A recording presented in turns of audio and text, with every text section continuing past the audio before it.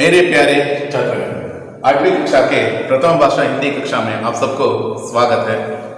बच्चों, पिछली कक्षा में हम सांप और सपना नामक पाठ के बारे में चर्चा कर रहे थे। इस पाठ में आए हुए शब्दार्थ तथा अन्य विचारों के बारे में भी चर्चा किए थे। आज उसका आगे का भाग देखने वाले हैं।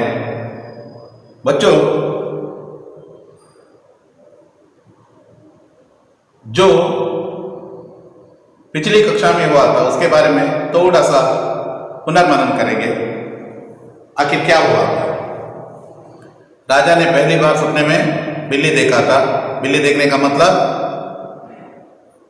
तुम्हारे राज्य में आजकल रिश्वत और धोखाधड़ी चल रहा है। किसान लालच में आकर सांप को धोखा दिया, दूसरा रास्ता पकड़कर अपना घर की तरफ बढ़ा। राजा दूसरी बार सपने में कमरे में लेट रहा था। सपने में कमरे में लेटा हुआ स्थिति में था। उस वक्त उसके छत पर दो नंगी तलवार लटक रहे थे। वह कच्ची धागों से बंधी हुई थी, कभी भी राजा के ऊपर गिर सकते थे। इस स्वप्न का सही अर्थ जानने के लिए राजा दरबारी तथा मंत्रीगणों को बुलाया और उनका अर्थ जानने के लिए कोशिश किया, लेकिन किसी ने भी उसका सही अर्थ पहचानने में सक्षम नहीं हुआ। उसको याद आया पहले सपने का जो हल एक किसान ने किया था, वही उसी तरह दूसरे सपने का भी हल किसान करने वाले ऐसा मानकर उन्होंने उस किसान को बुलाया। किसान को बुलाते ही किसान डर गए, क्योंकि क्या है, पहली बार शाम को तो उसने धोखा दिया था। किस मुंह लेकर वहां तक जा सकते हैं, ऐसा उन्होंने सोचने लगे। इसी दुविधा में थे। बिना सांप के बिना वह उस स्वप्न का सही अर्थ कह नहीं पा रहा था। इसलिए सांप को ढूंढते हुए पहाड़ तक पहुंचा। पहाड़ में जाकर वह कहा कि नागराजा, नागदेवता, ऐसा कहकर पुकारने लगा। आगे का बात आज हम देखेंगे। किसान की काफी देर तक चीखने चिल्लाने के बाद नागराज अपने बीच से बाहर आया और गुस्से से बोला, चिल्ला क्यों रहे हो? क्या बात है? यहां क्यों आए हो?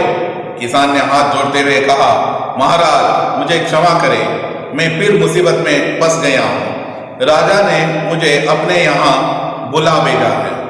मैं आपकी सहायता के बिना कुछ नहीं कर सकता। कृपया मुझे राजा के स्वप्न का सही अर्थ बता दें। सांप ने कहा, देखो, तुम मुझे एक बार पहले भी धोखा दे चुके हो।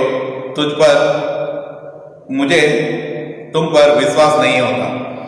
किसान ने हाथ जोड़ते हुए कहा, अब की बार मैं आपको धोखा नहीं दूंगा। किसान की बात पर विश्वास करके सांप ने कहा, अच्छा तो सुनो, तुम राजा से जाकर यह कहना कि तुमने स्वप्न में दो नंगी तलवारें देखी है।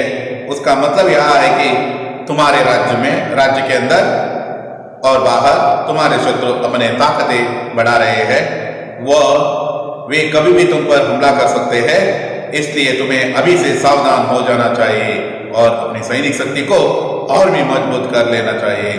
राजा के पास पहुंचकर जब उस किसान ने स्वप्न का अर्थ बताया तो राजा बहुत खुश हुआ। राजा ने किसान को पहले से ज्यादा मालामाल कर दिया। किसान जब रुपयों की गठरी उठाकर अपने घर की ओर जाने लगा तो उस पर एक बार फिर लालच का भूत सवार हो गया। उसने मन ही मन सोचा कि मुझे शाम को आधा हिस्सा देने की मूर्खता नहीं करनी चाहिए। मुझे चुपचाप रास्ता बदलकर अपने घर चले जाना चाहिए। किसान अभी यह सोच ही रहा था कि वही सांप उसके सामने आकर खड़ा हो गया।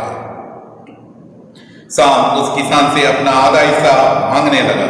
उसने रुपयों की गठरी एक और रख दी और एक लाठी उठाकर सांप को मारने की सोची। सांप उस किसान की नीयत को पहले से ही समझ गया था, इसलिए वह जल्दी जल्दी झाड़ियों में जाकर छिप गया। किसान ने सांप को लाठी से मारने की कोशिश की, मगर वह लाठी उसकी पूंछ पर लगी और इस प्रकार सांप वहां से बच निकला। इसके बाद वह किसान अपनी गठरी उठाकर खुशी खुशी अपने घर की ओर चल पड़ा। देखते ही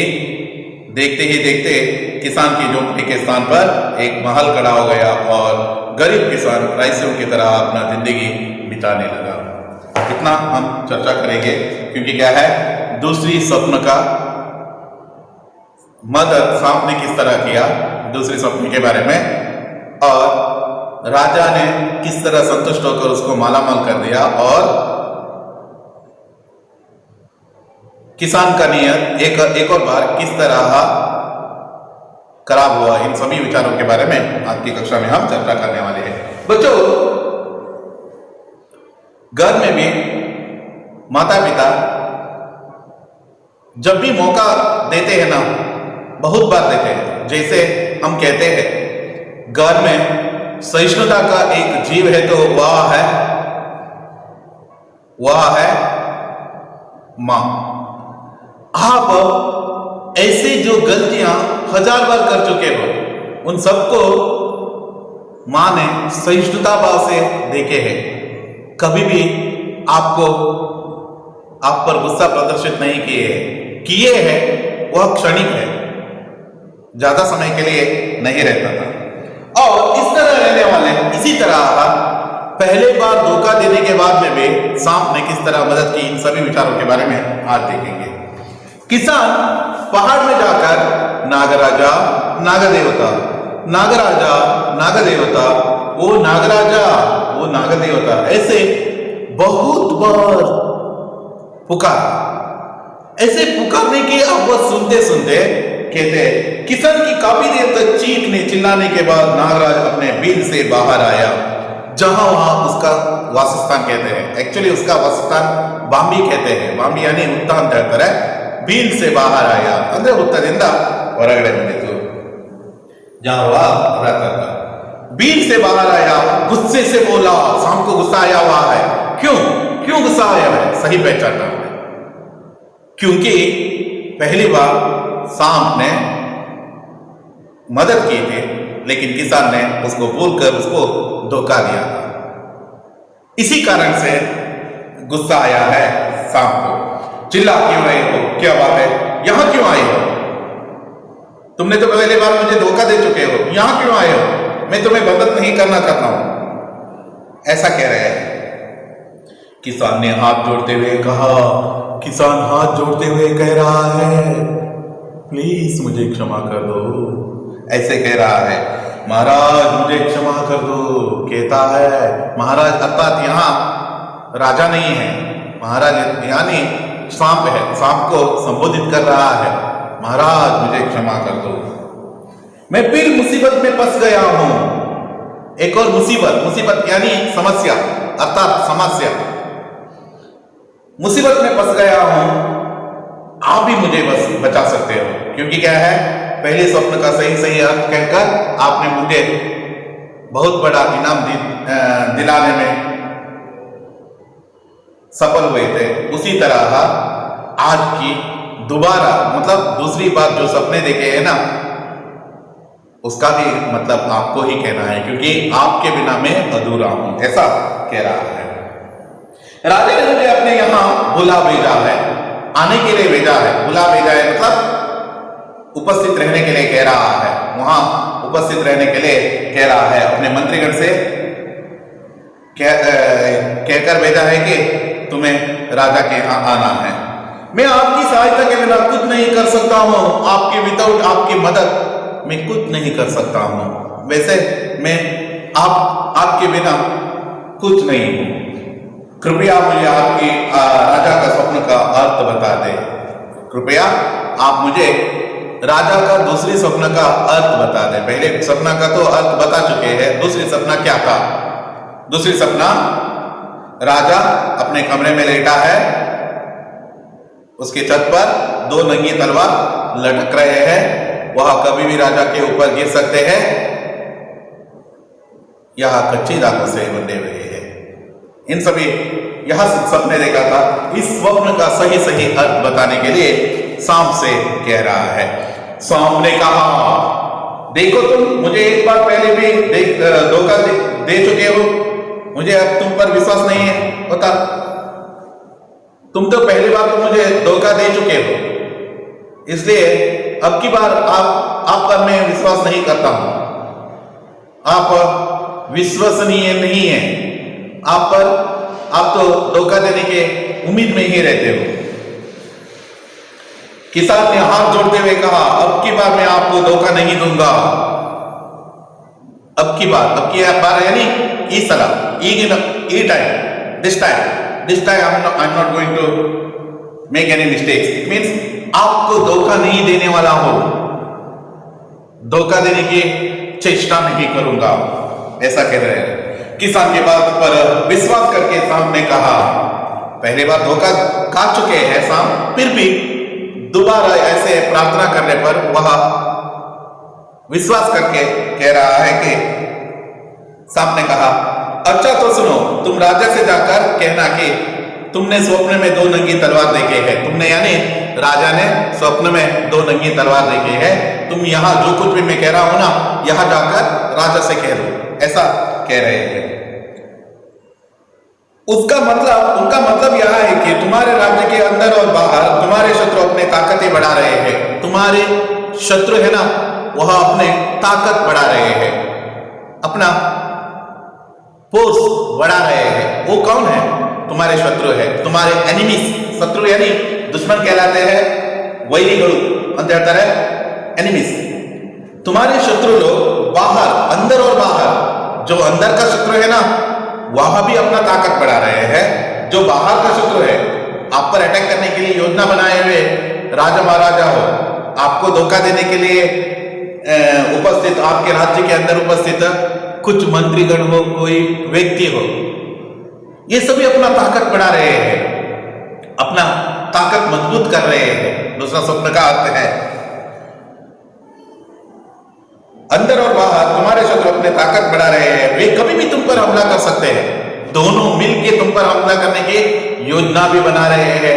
किसी भी क्षण तुम पर अटैक कर सकते हैं। हमला यानी अटैक कहते हैं, हमला कर सकते हैं, आक्रमण कहते हैं। हमला अर्थात